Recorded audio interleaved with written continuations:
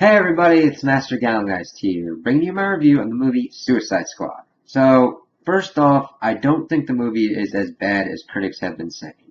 Some saying that it's like a completely horrible, horrendous movie. It's not one of the worst movies I've seen, but it's not one of the greatest.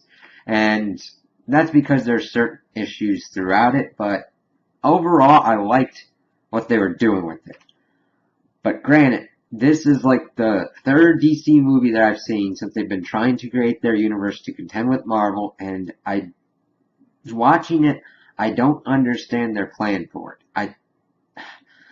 I think that the world is too dark, and they've kind of messed with the characters so much that the only way that it would really make sense would be as if they're trying to do like the Injustice video games, where it's a really dark world and the heroes are kind of a little bit messed up with what they've been doing. But other than that, I mean, it's a perfectly good action movie. It just has some weird issues. And also, that's mainly because this is a team-based movie where you are only introduced to the team members in the movie. And that's kind of a little bit of a detriment. Because I kind of prefer when the heroes are introduced in solo films first, so that way you kind of get an idea of who the character is, and then you put them in a team situation, and then kind of see how they bounce off of each other. And that's mainly because I like to dig deeper in the characters, and that way you get them all individually first, and then you can focus on the team dynamic. Whereas if you do it with just the team first, certain characters won't get their due, and that kind of happens in this movie. Because a good amount of the characters, like, you get an idea of Waller, of Flag, you really get good character development for Deadshot and Harley Quinn, and that's kind of it. You kind of get some for Enchantress, but not really. Because the beginning of this movie kind of tries to introduce all the bad guys and everything, Waller kind of talking up how what happens if the next Superman the terrorist. We need something to deal with that. And it's funny once you think about it because you go into this, she's like laying out all the people and everything. And most of the people on this squad are not really metahuman level to deal with a Superman level threat, except for like Enchantress and El Diablo.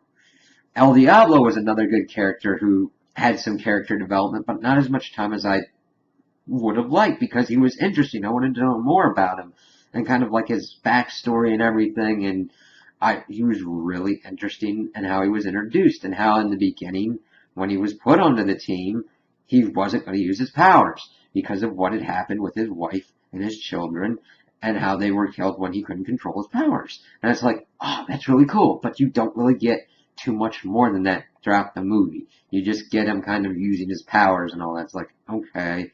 And Waller's laying out this plan, and you get to see all the people.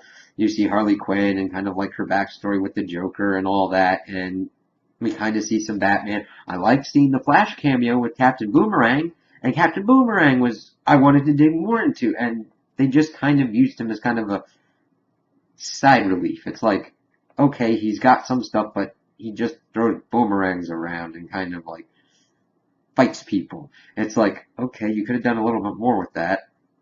And Deadshot was interesting with his ex-wife and killing people for like money for his daughter to provide for. It was really effective, and Will Smith did a great job as Deadshot. I really liked him as Deadshot, showing his handling, how dangerous he is, how even though he's kind of he's more of an anti-hero than a bad guy. He's reasonable with what kind of stuff he's trying to do. He's got a certain set of skills, and he's not going to do it for free. Interesting. Harley Quinn was interesting with her backstory with the Joker, the abusive relationship, and kind of the craziness that she does, and how people... It was interesting because they're talking about how people thought she was hot with, like, the guards and everything, and she used that to her advantage and, like, beat the shit out of some of them. It's like, she's got that kind of Joker mentality, but yet we kind of see her breaking away from that and seeing the push and pull of the relationship. That was the only kind of main advantage to having the Joker in this movie. Jared Leto, I can't really form an opinion on his Joker because he was not used effectively enough in it for me to get a true handle on him. It was almost like the added bonus of having the Joker in the movie, but not really doing much with it. Because you didn't even really know who the villain kind of was, I say villain because it's mainly made up of villain, but who the main bad guy was until like almost about halfway through it. It was very weirdly paced. And that's the main kind of issue I've got with it. With like character development and pacing and how it didn't really kind of gel together until the end of the movie when the squad has actually kind of gone through its ordeal to kind of firm up and kind of get into its dynamic and figure out what their main goal is. And it started out that they had the Enchantress, who was the other true main metahuman that could actually contend with like the levels of Superman and Darkseid because of her ability to warp reality, pretty much. And the way they had that was Rick Flag was in love with the body that the Enchantress was possessing, June Moon, and they had Waller had the heart to like stab at, but the Enchantress got the idea to unleash her brother to free herself and revenge themselves upon humans.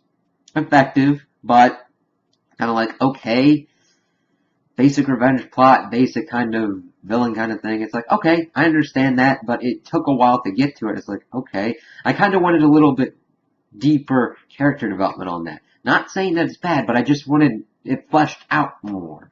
And I didn't have a problem with the actress playing the Enchantress. I just don't think she was effectively given enough material to do anything with it, because this was there was a lot of stuff in this movie, and I think that was to the detriment of certain parts of the plot. And I don't really fault that for the actors. I fault that more with the writers. I know you see me harping mainly on writers and the directors and them, but they're the main ones that have the creative control in these things. And I understand actors have input, but it's like, they could do the best job that they can, and the director could shoot it in such a way, and the writers could write it in such a way that it doesn't work. You could see the actor doing their best, doing amazing, but with what the material that they're given and how it is handled and shot and put together and edited, it just doesn't work.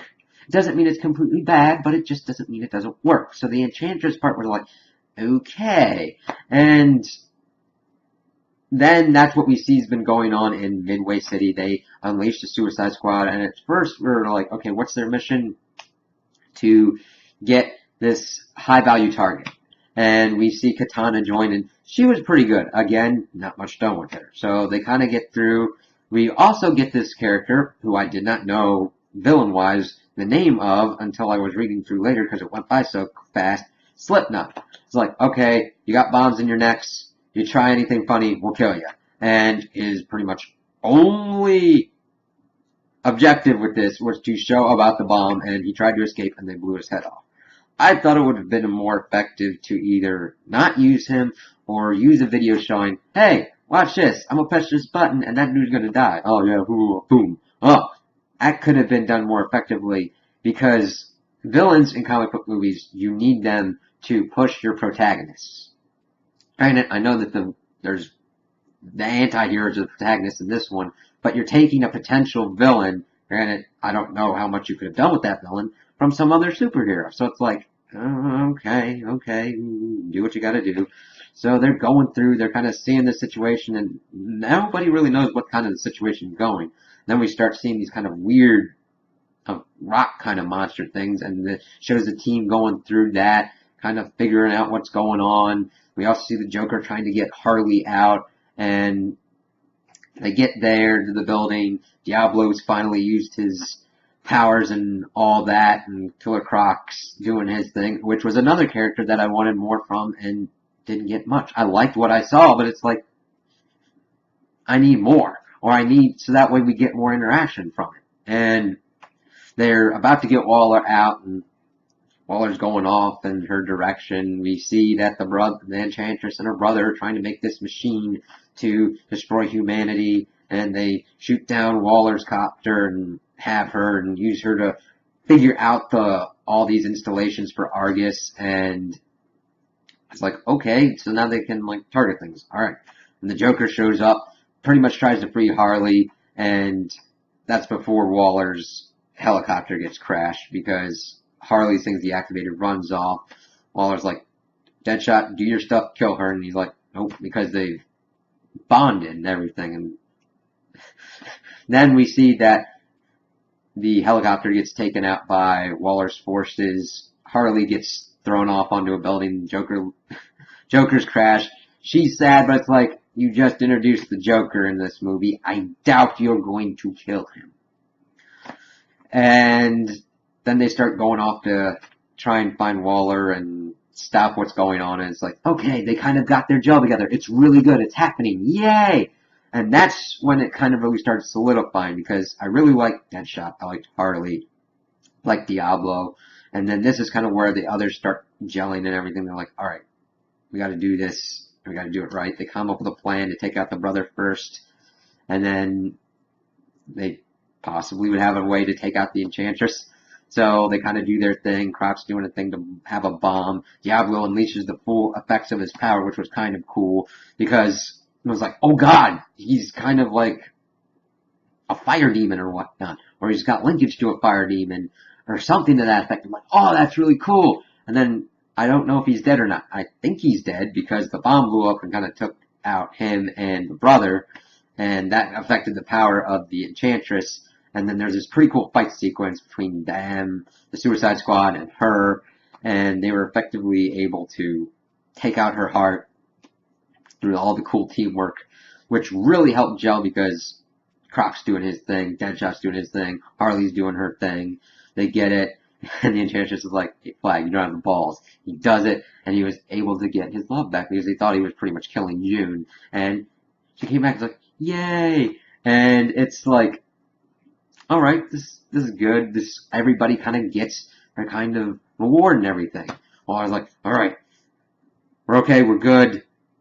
And it's just really funny. She's effectively trying to stop a Superman event and in fact cause it. It's really, that's Argus in a nutshell. They're a darker version of S.H.I.E.L.D. in that they do kind of really sketchy things and usually ends up blowing in their faces. Waller usually has a contingency plan that somehow comes into effect, and that's what happened. So Deadshot's able to hang out with his daughter and everything, and it's like, really, that was really effective. I really like that. Harley's got her espresso machine and all that, and everybody kind of gets their rewards, and then of course the Joker comes up at the end and reunites with Harley. We don't know if she escapes or whatnot because it's kind of left open-ended, but we'll have to see because she was a very different kind of Harley than when she is with the Joker. And that's the kind of Harley that I'm interested in.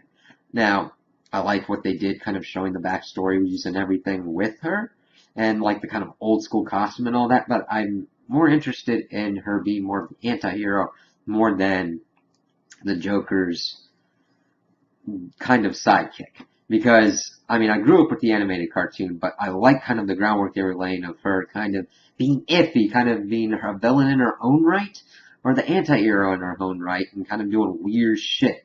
Kind of Deadpoolish to a degree. Like, and in the effect that she's crazy and you don't know what she's gonna do. And I really like that, what they built with that character. The other ones, since there was no little development, it was kind of like, okay.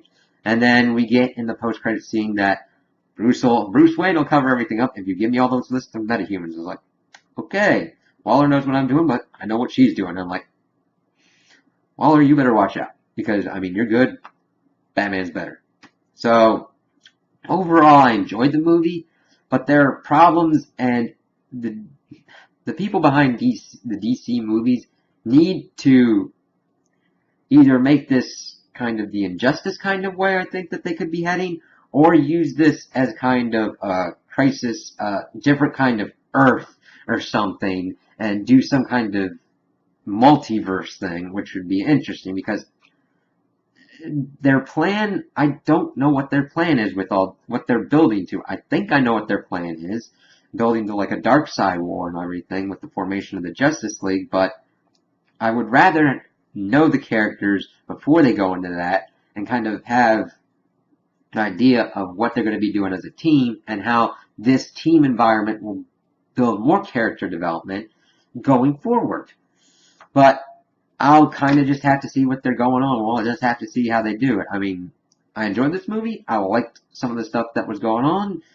There were some issues, but overall I thought it was a pretty good movie. So, those are my opinions on the movie. Tell me what you guys think in the comments below. If you liked it, if you didn't like it, if you agree with me, if you disagree with me. Also, like and subscribe, and I hope you have a good day.